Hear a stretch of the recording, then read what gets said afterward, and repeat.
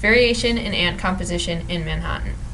The modern world is becoming increasingly urban, with cities developing and natural habitats being changed or preserved at different levels.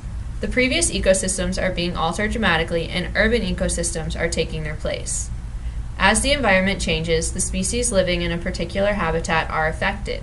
New species evolve, and old species die off. This process mainly happens through natural selection, and is especially relevant in urban ecosystems, where the finer heterogeneity significantly affects species composition. Natural selection changes a population over time. If individuals in a population have different traits that can be passed down to offspring, then the pressures of their environment will make some individuals more successful than others in surviving and reproducing. This phenomenon can be seen in many different instances and in many different species, including the case of ants in Manhattan. Ants are an excellent species to study because they're abundant, diverse, widespread, and ecologically important.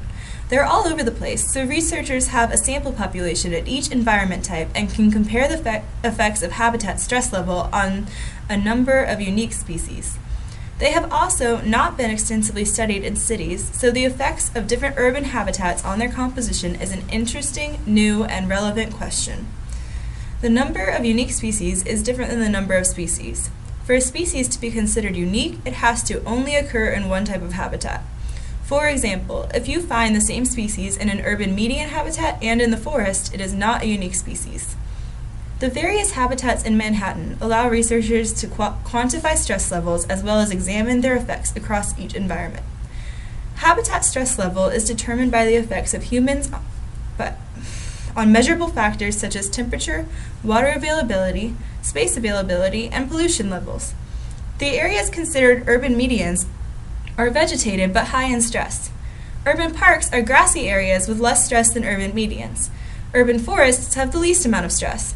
Researchers hypothesized that as stress level increases, the number of unique species would decrease. Therefore, the highest number of unique species should occur in forests because they have the least amount of stress and thus the most ideal living conditions, while the lowest number of unique species should occur in urban medians. To carry out this experiment, the 3 urban habitats in New York that were sampled were defined as follows. 1. The narrow strips of vegetation located in the middle of major streets were considered the urban medians, which have high stress. 2. An area with more than 50% tree cover like Central Park were the low-stress urban forest.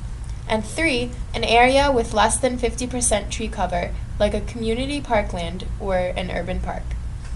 This figure 2 shows where the sampling sites are located.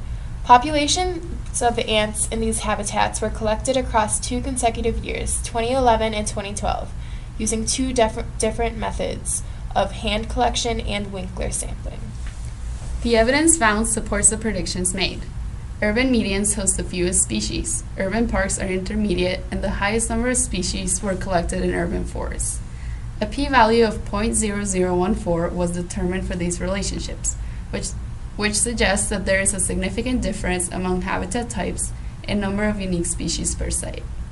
Since cities remain largely misunderstood, predictions in the experiment were derived from previously known information about less modified ecosystems, but were still supported by the results found.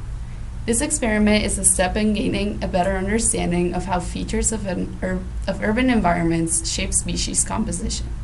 This is important given that the world is becoming increasingly urban.